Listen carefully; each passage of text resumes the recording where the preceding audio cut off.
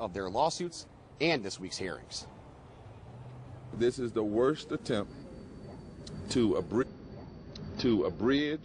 and suppress the right to vote that we've seen since the days of Jim Crow. The Voter Information Verification Act, which has become known as the Voter ID Law, which lawmakers signed into effect last August, is under fire. And we're not going to hear any arguments in court that this makes it easier for anybody to vote. It makes it harder for all North Carolinians to vote. The act makes multiple changes to the way voting works in the state. The NAACP filed 3 lawsuits against it to be heard next year. Meanwhile, those against the act are asking a judge to block portions of it until after the general election this November. North Carolina NAACP President Dr. William Barber about voter IDs.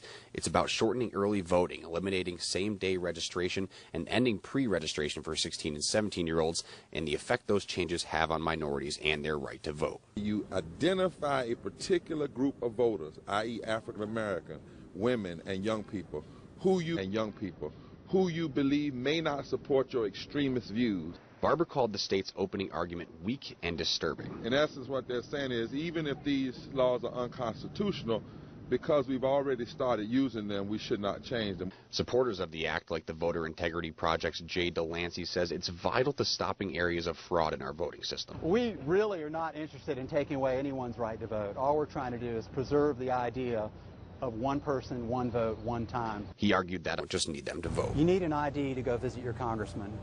You need an ID to enter this very courthouse.